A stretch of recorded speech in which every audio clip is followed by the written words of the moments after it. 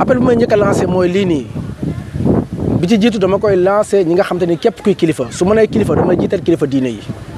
parce que ak set diine daf koo wax waaye tam xel daf koo nangu kon ñu may njëkk a woote ci appel bi du doon président du doon yor gouverneur de nit yi diine yi laay njëkk a woo ci appel bi parce que nag wax dëgg fa yàlla ginnaaw diine dañu ko sant te kenn ku ne réew ma nga nekk dañ cee war a jaamu yàlla ñoom laay njëkk a woo ci appel bi ne bii di ñëw maa ngi leen ci woo ñoom ñëpp ku ci nekk nga wax say taalibe mu seetal fa mu dëkk ndax yaakaar naa ne ñoom seen kàddu am na solo te ginnaaw tamit jaamu yàlla la ñoom laa jiital ci appel bi su ma weesoo ci appel bi aussi tam di ci woo képp tamit muy kilifa politique ma weesoo ci politique ni wax képp kuy kilifa aada parce que lu mel ni ñëpp ci war a dugal seen loxo ñëpp ci war a ñaax mais aussi tamit ginnaaw ñu ngi ci 9e édition damay profité lancé waale benn appel parce que seetal réew no neex na lool mais tamit benn problème dafa am te il faut que ñu wax ko même doo fekkee ay patriote lan muy problème mu dépotoir problème mu aussi tam poubelle dafa am parce que yenn saa nga gis nit ku téye benn affaire di wër un peu partout fu mu koy sànni wër ba Jurbel jeex doo gis poubelle te un peu partout la au Sénégal kon aussi tam loolu il faut ñu wax ci parce que bu ñuy nettoyé rek te amul fu mu ko sànni wala nga sa mbalit amoo foo ko sànni honnêtement dafa mel ni état obligé wu la foo def sa mbalit te ku ne xam ne Sénégalais yi am na jamono ji jeunes yi léegi bëgg na noo set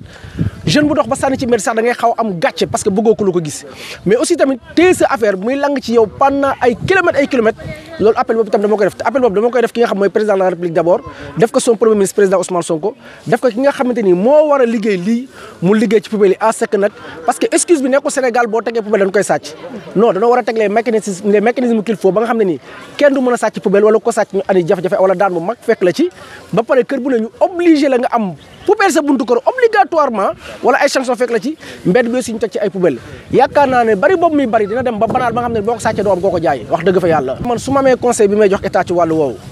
mooy à ce que ASC dafa am lu ko tax a jóg association sportive et culturelle man waruñu yem ci nawetaan ma dem football rek ñëw pour man ASC dafa war a dépasser loolu te ku ne xam ne am na temps dépassé woon na lool parce que bokk na ci ñuy defar ay temps yéen a ma gën a xam ne wax yéen nekkoon suñu grand frère ASC dafa amoon impact ci biir dëkk bi ci njàngum xale yi seen comportement seen éducation seen insertion